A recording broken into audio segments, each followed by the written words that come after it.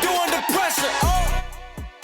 Yeah, I've been wanting this forever. Hey, good morning. Good morning. This is Brad, and I'm with my wife, Tiffany. Good morning, Tiffany. Good morning. Hey, we are the host of the Hustle and Flow podcast. We are here coming to you season 2. We finished up season 1 last year, had a great time doing that, getting to share content, getting to know the audience, and had some good feedback. So we're back for season 2 and really hope that this year that we can bring some good content to you, some good topics, and I'm excited about that. Today, we're actually going to delve into maturity, growing up. So one of the things that you hear sometimes is you need to grow up. And then most of the time, the comment back is, no, you need to grow up. And so we're going to talk about maturity. We're going to talk about growth and maybe what that looks like. And hopefully this session will help you maybe find some ways to grow a little bit. So it's been a minute since we've been on the microphone. So what's been happening in your world, man? Tell me what, I know a lot, but tell me where you're at. Oh, just chasing goals, chasing grandkids, and doing all the things. All the things. What does that look like, though? Tell me your most recent accomplishment. That would have been Saturday, the half marathon in Starkville, Mississippi. That is not God's country. Vegas. God's country is Oxford, Mississippi, right. Obviously. That's right. But I'm just kidding. But yeah, that was interesting. I'd been warned about all the hills over there and I underestimated the hills over there. So that was an interesting half marathon. They put on a good race. That was good. So that was my most recent accomplishment. Of course, I'm doing something new, jumped out. We'll probably talk about that at some point, but always just trying to do new things because I'm 51. So it's not time to stop. It's time to keep going and keep checking things off the list, and sometimes even checking things off the list that are not on the list. I've auditioned for a role in a local theater and got a role in Still Magnolias, and that is absolutely uncharted territory for me. So that's been interesting. And it's been interesting seeing if my 51-year-old brain can memorize things. So I really, really give kudos to people who go back to school late in life, because it's something when you're trying to remember things that you've got to remember when your brain is not in its 20s anymore. Yeah. So yeah, man, my hat's off to people who go back to school late to either further their education or do something new, because it's not easy. No, it's not. But you said something that was really interesting, is that at 51, it's not time to stop. Right. And I was talking to somebody the other day, and their kids were talking about, when are y'all gonna retire? When are y'all gonna give that up? You know, at what point are you gonna give this thing up? And I told you, I said, I don't ever want to feel that way. That there's a finish line for me. That if I can make it to 65, and maybe the government gives me some money, maybe they don't, I don't know, but I don't want to finish. Like, I want to continue to run and continue to race and continue to pursue and achieve things and have goals and dreams and visions out in front of us. And I like that. And the only way you do that, I saw this thing on Facebook, and I really love it. It says that comfort is a slow death. Choose pain. And for me, I want to choose things that are uncomfortable, not necessarily always painful things. Now, you and I are different. I like painful things. I like things that are going to hurt me, whatever reason. I don't know. It's just weird. But whether the pain is actual physical discomfort or just being uncomfortable with something that is out of the realm of what you would normally do, I think that's where we want to be, especially in our 50s. I like where we are, and I like the fact that you continue to pursue goals. So that's what that looks like. Let's just jump in today. This is so off topic. Let's do it. But you were just saying about when the government gives you money. I don't know if I should be embarrassed because other people may know this. How do you know how much money you're getting? Is it 65? Is that when they give you money? You want the truth? I have no idea. This is terrible. I have no idea. Now I feel like I've got to find out this information. You may know that, and if you do, that's awesome. I have no idea. my idea is to not ever quit and finish. My idea is to continue to pursue things. Well, I know, but I'm still like, is this a given that they're going to give us, that we turn an age and they start sending us money? It's based on that like given? Yeah, I mean, there's probably a cap on it, but I think it's based on how much you have made over the years. Well, I'm going to write them a letter when that time comes and tell them how much I feel like I need, and then let's see if that's something they'll send up the ladder and approve. I doubt it. So anyway, let's hop in this morning. That was it was really her, off topic, but that's something we need to know. Then why don't you do that? Report back to us in the next segment. I will do that. We'll find out how much you're going to get. And at what age? I know there was early retirement at 62, and I think then full retirement at 60. I don't know if that's changed. It may be 67 now. I have no idea. I just hate to know that somebody's hanging on till they're 65, 67, 68 years old, retire. I mean, it's a long time, and it's respect for people who hang in there that long at a particular job. And they used to be, and I don't know why we went this way, but we're going. It used to be that was the goal. Is that we were going to stay somewhere 30, 40 years. We were going to retire there. We were going to build our life there, but just not quite the same anymore. I don't know if COVID changed that or just life changed that, but I have no idea. We're in a different world now. I don't know. And being self-employed, that looks different for us too. It does. It does. Because I'm going to make sure that you're working until you're at least 80. Well, all right. The day I die, do you think I can have that day off? Maybe, possibly. Okay. All right, yeah. That's true. And you think she's joking, but she's not. She'll work me, and I'll die. We'll have my funeral the next day. So, I just hope that I die early in the morning, so I don't have to work all day. Yeah. But anyway, I'm joking. Hey, so let's talk today about growth and maturity, and this is something we were talking about this past week, and first of the year, it's one of those things, new goals, new me, new year, blah, blah, blah. And we all have done it. Sometimes we all still do it. If you remember, I talked about Quitter's Day.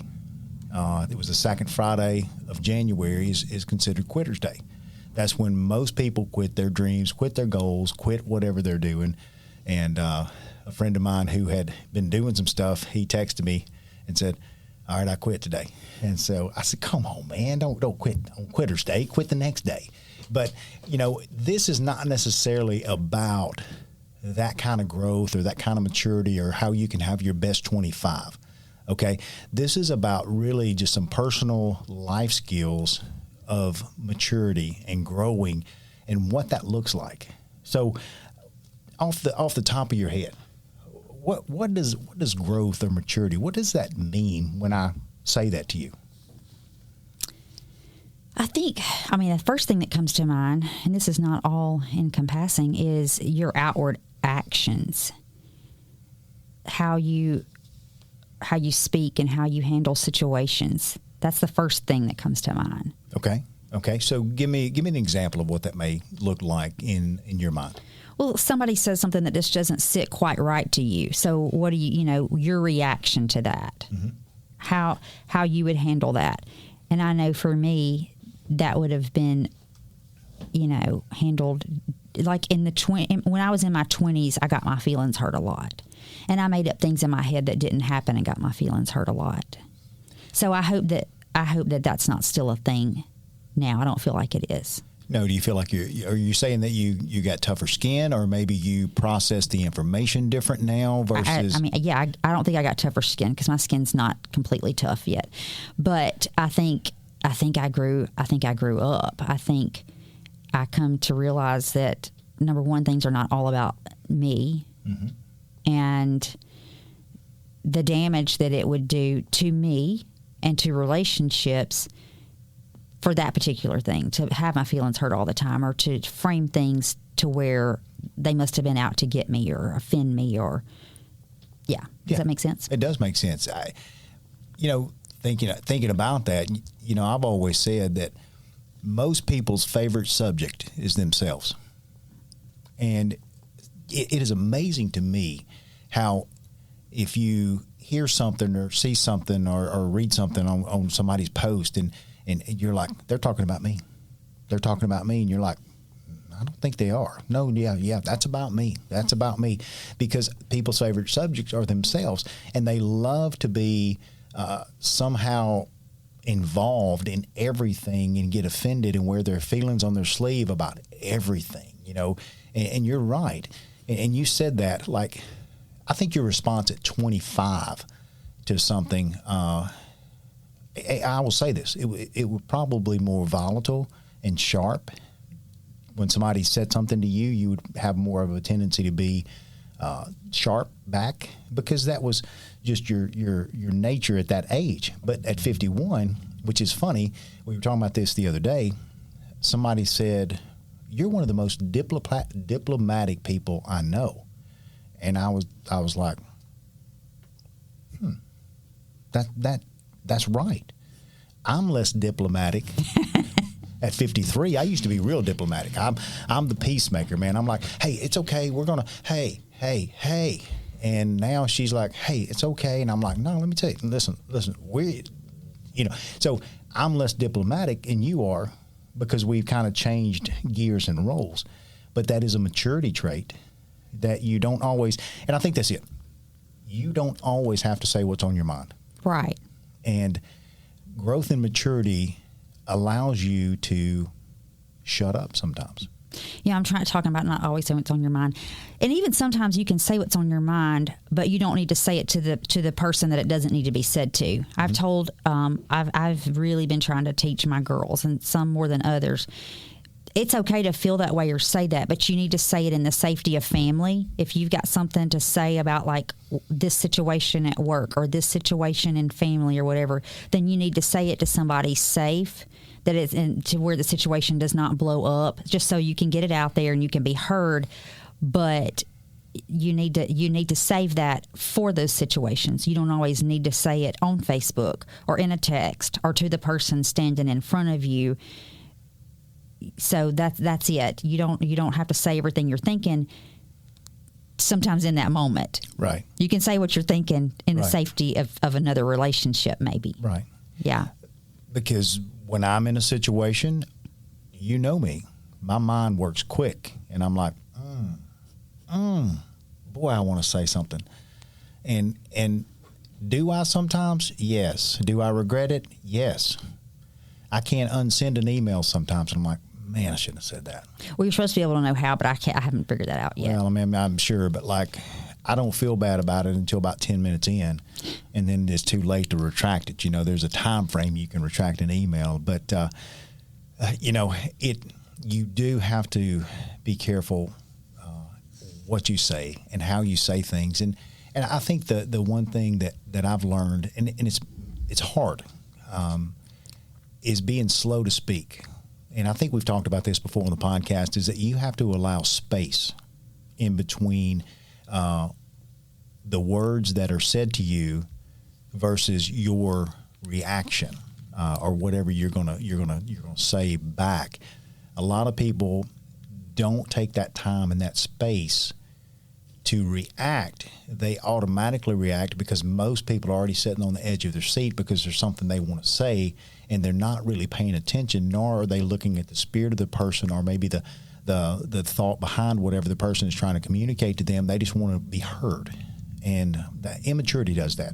Immaturity speaks fast. Right. It speaks fast and it listens last. And so let's just talk about what maturity looks like. And you just kind of tell me, Well, we just talked about that. Responses at 35, at 45, at 55, at 65 shouldn't be the same responses to situations or to people that they were at 25. At 45, my responses to things should not be the same as they were at 35. The things that I was just talking about, how I was in my 20s, if I'm still reacting to situations, and we'll talk about several different ways to know that you've grown up, you're growing up, kind of a checklist. If I'm still responding to situations the same, then I've not grown up. That's right. I'm just living year by year, being the same and not growing. And so we can talk about some of the things of what does maturity look like? How do you know if you're if you're maturing? Just off the cuff, some of those things are like taking responsibility for things. And some of these things we'll talk about are go hand in hand with that. Managing stress, not having an ego. Right. That's because, like you said, it's all about me sometimes. But we can just start kind of breaking some of that down of what that really looks like. Right. One of them is self-awareness. And what is it you said about it's? Well, it's been said that self-awareness is the highest form of self-care. Okay. Because if you can know yourself, then you can know all your proclivities. You can know all the things that are good and bad about you, and then you can you can triage those type places in your life that need help, the places that are weak, the places that are bad, and you actually say, you know what, this is a weakness of mine. I am weak when it comes to X, Y, Z. And so I recognize that pattern about myself, and I'm not going to allow myself to be put in this situation without gaining some strength or some wisdom or whatever to help me overcome that. And so you actually become better at caring for yourself, and then you can make progress, and you can become a little more mature when you recognize and have self-awareness. So that was kind of my thought process. Well, and even in being self-aware, I think you have to continually do an inventory to see if something is slipping. For instance, I know that I'm not jumping ahead to, I'm just going to bring up, we're going to talk about boundaries, and my boundaries sometimes have been great, but this year I went looking through our bookshelf to see if we still have a copy of Boundaries, right, because I am becoming aware that I need to reread the book. I was saying way too many yeses last year, that ended up biting me, and I would either be resentful or whatever, and we'll talk about more about that in Boundaries, because I had let myself slip in those areas. And so self-awareness, I think, needs to be continually ongoing of, okay, here's all the things, like what am I doing great at, and what do I need to brush up on and get better at? Well, you're talking about strength and weaknesses. So this is interesting. In our interviews with people, I always send them a list ahead of time so that they're not stumbling around. We do FaceTime interviews now with employees, potential employees, because COVID changed people coming in for an interview. This never happened to us in all those years of business. But after COVID, during COVID, and after COVID, people would not show up for interviews. Like, you would talk to them that morning at 9:00 and say, just checking in to make sure I'm going to still see you in an hour and a half. Yeah, see you then. And then you go and you sit to meet them, and you're like, where are they at? They're still not here. They're still not here. You text them, they would completely ghost you. And that started happening frequently. Often. It was strange. More than not. Yeah. And so we have a pretty strict now. We're going to do a FaceTime interview, because I'm not going and sitting somewhere and waiting on you for an hour wondering what's going to happen. No. So I send them a list ahead of time. These are the interview questions. And one of the questions is, tell me about your strengths and tell me about your weaknesses. Now, they know the question ahead of time. And again, more often than not, we get to strengths, and they'll tell me, like, I'm great at remembering things, or I learn really fast, or I'm a people person. I'm great with customers. And then also, tell me about your weaknesses. I don't really have any. And I try, because they can see me. Of course, it's FaceTime. I really try to not laugh there. Sometimes I do, and Fix your face, girl. Sometimes I'll go, really? How have you accomplished that, especially at such a young age? A lot of our, like, how have you? Gosh, wow! God has been good. I mean, yeah. How did you get there? I need to learn more.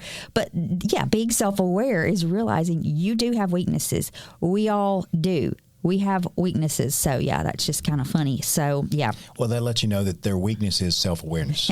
So this is side note. My favorite, though, because we're rated highly for our customer service, and if we're ever not, then I always need to know. Tell us. But when they say I'm not really good with people, I'm like, oh no. We could just honestly we could stop right there. We don't even have to go any further with the interview. I don't even like people. Sorry, bro. I've heard that one. It's funny. Yeah. You need to find something that's just you. But I think self-awareness is a key. Man, it's so huge as far as growing and maturing. You need to recognize what people already see about you. Yeah. It's easy. Like my friend Mike here, I can say, hey, Mike, this is what I think may be your weakness. Well, he may not know that about himself until he starts getting a reflection. And I do think that's a huge key. You need to listen. Strengths are great. Like I'm telling you, Mike's a dynamic guy, but I'm sure he has weaknesses every day that he looks in that mirror that his wife may not see, but he sees. And you need to know those things. That way you can work on it. If you don't know something's wrong, you can't work on it. If your car is going clunk, clunk, clunk, clunk, turning the radio up louder to where you don't hear it does not fix the problem until you're sitting on the side of the road and have to call a tow truck because you disregarded being aware that your car had problems. Your life's the same way, being self-aware. What's another thing? Self-control. That's what we were talking about, and just saying what comes to the first thing that pops in your head. Self-control of taking in and processing and framing it and trying to consider, well, how do they really mean that? Or even situations that happen that you hear about. What's the background of that? Why did that happen that way? Before getting mad or flying off the handle or sending a text or sending an email. Taking time to consider all the points to it. And sometimes when you do that, you can figure and even ask questions. Now, when you said that, what were you talking about? Mm-hmm. Last night at church, somebody said something to me, and I said, and at first it sounded a little off, and I said, how do you mean? Yeah. Instead of saying, you don't know what you're talking about, because that's what I wanted to say. I wanted to say, yeah, you don't even know what you're talking about. But I said, how do you mean? Explain that to me. Give yourself, and just thinking of things like that, if you're quick to lose control, having some backup questions that are ready to go of, now explain that to me again, or now what was it that you said, can sometimes slow the roll to help you manage your emotions and not lash out. Well, and self-control also, it goes into a lot of areas of your life. And self-control is indulgence control, in essence, whether it is emotion or whether it is food, or whether it's sex, whether it's addiction or whatever. Self-control it's tough. It is very, very hard to have self-control in whatever that particular thing is. But I think maturity is having self-control. Now, I'm going to say this, and this is, we joke about this a lot. I have a hard time with self-control when it comes to sweets. And that's a silly thing, but that's the truth. And so, we've been on this thing for, I don't even know how many, day 7,000. I think we're day 24 today.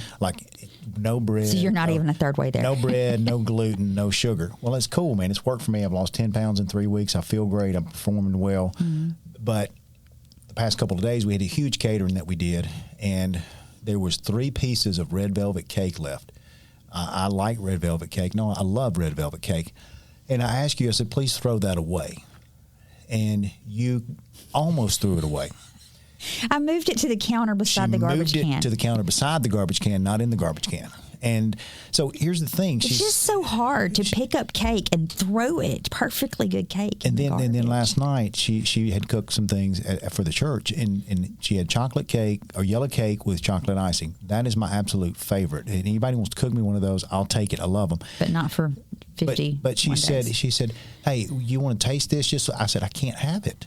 She said, that's ridiculous. I said, I cannot. I said, you don't understand. 1 piece turns into 2 pieces. And then I'm going to eat a little bit of the 3rd piece while I'm deciding if I want a 4th piece. And then I'm 7 pieces deep with my finger in my belly button and got chocolate all over my mouth. And here I am deep in a problem for me because of self-control. And that's where, sometimes, and this is where I am, sometimes I've just got to absolutely cut out a particular thing in my life, even though it may not be as harmful, because I don't have enough control in that area. And that's one area that I got to work. And so it doesn't matter if it's emotion, if it's food, if it's addiction. Self-control is maturity. Yeah. And the last part about that is just also self-control with yourself, how you talk to yourself and how you treat yourself. So, you can lash out on others, but sometimes you can just beat up yourself and have very negative self-talk, and you have to control that as well. Yep. So empathy is another part. Not sympathy. No, empathy. Empathy, yeah, and that I think that does develop with maturity, because like we were talking about, your favorite subject sometimes is you, but making it not about you and the others around you, and then even greater, like others in the world, having care and thought for situations that other people are going through, thinking about the people that have just suffered all the the wildfires in California that are losing their homes, like just flood victims, like thinking outside of yourself and you is empathy. And I'm not. I was going to say something about. I'm not. Okay. We're going to move on because there's a hot topic right now about being empathetic. So I think that when you can put yourself in the shoes of somebody else, yes, because they are people. Yeah. No matter who they are. Right. And when people hurt, you need to say, you know what, I'm not there. And maybe I'm thankful that I'm not particularly there at this situation, but God forbid that I was there. And, that's empathy. And I think you have to really, empathy, you can see what other people see. You can kind of feel what they're going through, and you're not just like, well, it sucks to be you, and that's the idea. So other than that, I think healthy relationships, and this is one that this is a real good one here, is healthy relationships. Yeah, and that's being able to, for me, healthy relationships, it's not about just having a healthy relationship. It's about maintaining a healthy relationship. Yeah, that's right. Like, how healthy is my relationship with friend A if I only have that relationship for 6 months or a year, and then I'm on to the next relationship and the next relationship. Like, at the end of it, if I have best friends from the age of 15 years old to 55 years old, how many years is that? 40?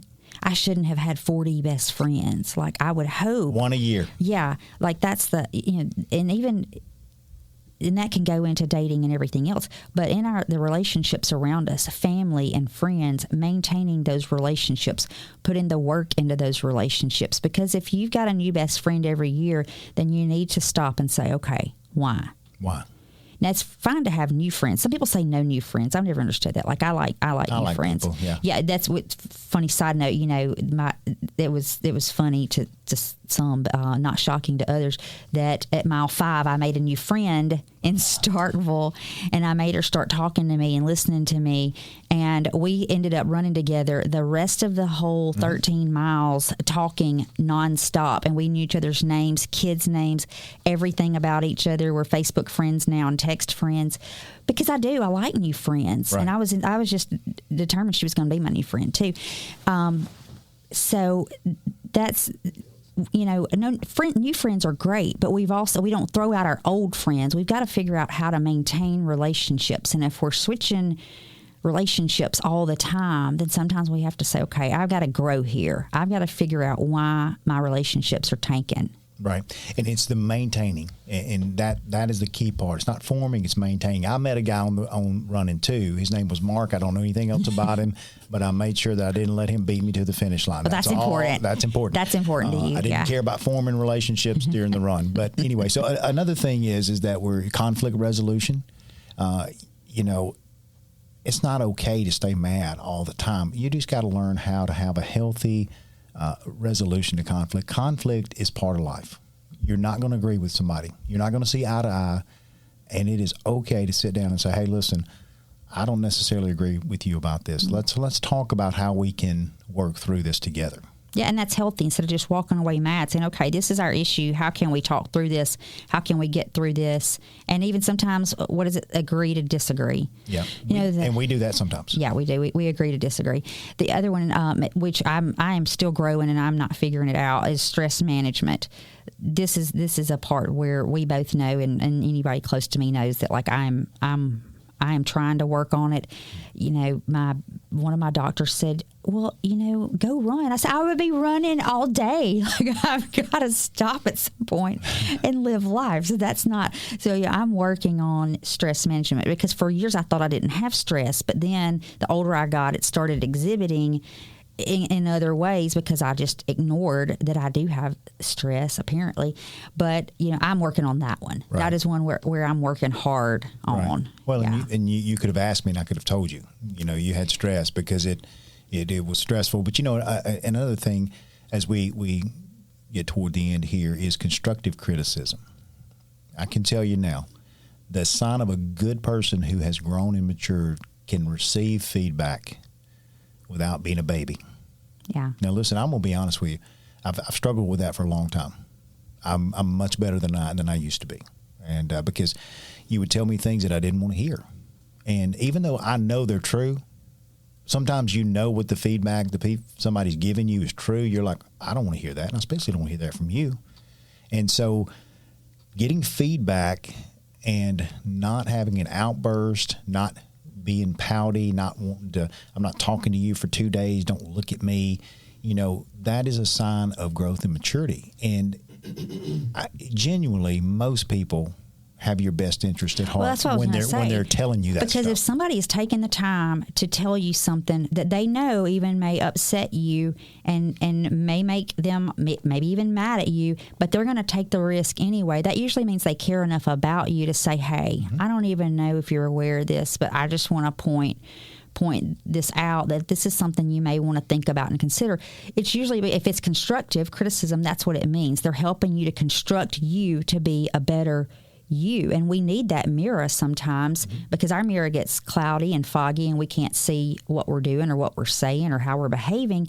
And so we need that other mirror to sharpen us and make us better. You either have a cloudy mirror or you put on rose-colored glasses, and everything looks wonderful and everything you say and do is awesome. But I think maturity and just growing really comes down to accepting responsibility. I think that's it. You have to accept responsibility for you. I can't accept responsibility for you. I have to do it for myself. My actions, decisions, even learning from my mistakes. It is okay. If you screw up, you need to take responsibility for it. I call it putting your big boy pants on. You need to put your big boy pants on and say, you know what? I made a mistake here. This is me. And I'm going to tell you, if you make a mistake with me, and you'll come back and say, you know what, I did it. I respect you. And I'm like, cool, we can move on. But if you're obtuse and you just kind of go your way and have an ego and that doesn't get any kind of respect from people. Or lie. Ooh. That's my... If you won't take responsibility and you lie that somebody else did it or you have no idea. Or I don't know. We got you on camera doing it. No, I don't know. It wasn't me. Yeah, it wasn't me. It was somebody that just looked exactly like me. It was the ghost. You're talking again about boundaries. I talked about that a second ago. This is another one that I have to work on. Because if you do not set boundaries, it's not good for you and it's not good for the people around you. Because, if I overextend myself, let's just say not necessarily I'm not talking about relationships of setting boundaries with people that you need to set boundaries with, but my downfall with boundaries is usually taking on things that I need to say no to. Jesus. And the thing is that it doesn't just hurt me, going back to stress management. It will affect the relationships around me sometimes because I'm going to become tired. I'm going to become cranky. I'm going to start lashing out because I chose to put too much on my plate. A recent thing that was the youth asked me to go on a trip with them. They needed somebody to cook. And I wanted so bad to be able to help them. But you kept telling me, you need to think about this. You need to think about this. Look at your calendar. And I kept looking at my calendar going, well, yeah, it's going to... I don't need to do it. But I should. I feel like I should. Jesus would want me to. And then I did the best thing that I needed to do for them and for me. And I said, no, I cannot do it. I'm sorry. Yeah. And that's saying no is hard. But then sometimes after you just say it, you're like, that was the absolute best decision that I could have made for me, for them, and for those I love sometimes. And then relationships, just setting boundaries with people that drain you, that pull you, that are not good influences, all those things. Sometimes we just have to draw that line. So if that's a struggle for anybody listening, Boundaries book will help you, and it will help me if I can find a copy. If anybody has a copy and you're listening, please send me a copy. Let me borrow it for a minute. Well, Shonda Rhimes has a book called The Year of Yes, and somebody out there needs to have the year of no. Yeah. You need to say, no, that's not going to work for me this time, and I've got to set some boundaries for my marriage. I've got to set some boundaries for my family. I've got to set some boundaries with my church. I've got to set some boundaries with my job. Whatever that is, and in my relationships. And I'm telling you, the power of no is an amazing thing. So I would encourage you, And then finally, this is delaying gratification. Man, being mature and growing is delaying gratification. You know, the generation behind us, I love them. I got 4 of them, but they want instant gratification. I want mine now. You know, it's like the prodigal son. Give me my stuff now, and I'm going to go out and I'm going to live and have a great time. And of course, you know, Daddy took him back, and I would do the same for any of my kids. But I want mine now. I want what Mom and Daddy have. You know, I want to. Well, y'all are going somewhere. I want to go too. I should. And no, you shouldn't. You know, we're going to Vail next week, and that's not bragging. We're going to Vail next week, and you know, our kids are like, well, we want to go, and I'm like, no, you're not going. You know, and they're, you know, because at 53, when they're 30 or 28 and 32, whatever, you know, I didn't go anywhere. I was raising kids. I was trying to figure out how to make a living. I was trying to figure out how to pay to blow water and light, and like figuring things out. And you know, if somebody has means before they're older, that's cool. But like now, I have opportunity because I did stuff back here and delayed some gratification, and I think that is maturing in. Yeah. Anyway. Well, let me just say, our kids are well traveled for their age. My kids have done more in their 20s than I did in the first 20 years of marriage, probably at all. So, and they probably maybe have still done it. Yeah, but they're funny sometimes. Can you Venmo me some money out here? Yeah. Our kids, and I love though that our kids are not homebodies and they do love to wander. They just sometimes want to wander where we're wandering, and it's not time for them to wander where we're wandering. But yeah, even talking about the cake, going back to your cake, you're delaying your gratification now because, you know, you're training for a 50-mile race, and everybody, you know, and I shouldn't have last night, but they said, why are you not doing it? I said, because I'm not stupid, and that was just me being funny. But I don't think you're stupid. Like, I love that you have hard goals, and you, like you said, you like pain. I don't like pain. The 13-mile race last Saturday hurt me, and I'm still hurting 5 days later. So I don't want to do 50 miles because I don't love pain like that. But, you know, you're delaying gratification. You're in 75 days of very hard training and whatever, because it's going to pay off for you later. That's even, you know, sometimes people that are taking on a second job, or they're going to school on the side of their job, you're delaying your gratification, and that's a good thing. Learning how to do the hard stuff sometimes for a bigger paycheck later, a better life later, all those things, that's signs of growth. It is. And that brings the point that we'll finish on.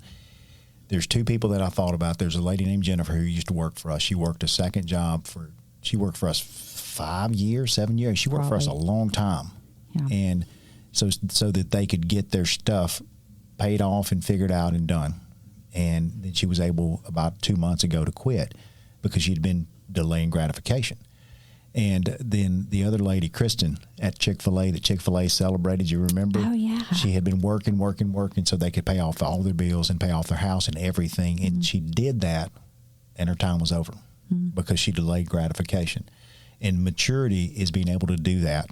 And so we just want to encourage you.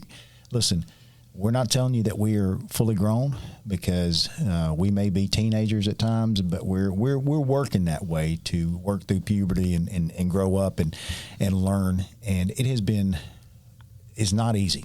Okay, let me explain that to you. It is not easy to grow up, because there are things that you want. We all have tendencies of selfishness and things that we desire, we'd like to have. But I can promise you this: as you grow and mature, life gets so much better. Things roll off your back a whole lot more. I'm not uptight as much as I used to be, especially with my kids. I'm like, when they say something, I'm like, okay, whatever. You know, I don't engage anymore, because my job is to be a good father and love them, be a good husband, be a good friend. And it's really not about me trying to fix you. I've got to take care of me, and I got to grow and mature. Last thought. I think that's it. We're growing too, and we're just trying to figure out these places where we got to keep growing. I hope if I said this same thing again 5 years from now, then there's some areas that I could say, okay, I'm doing pretty good there. Yeah. And you're doing fantastic. You're wonderful. So anyway, hey, thanks so much for listening this morning. We just encourage you to hop in the flow with somebody who's going the way you want to go, and I promise you things will be great on the other side. Thank you for listening this morning.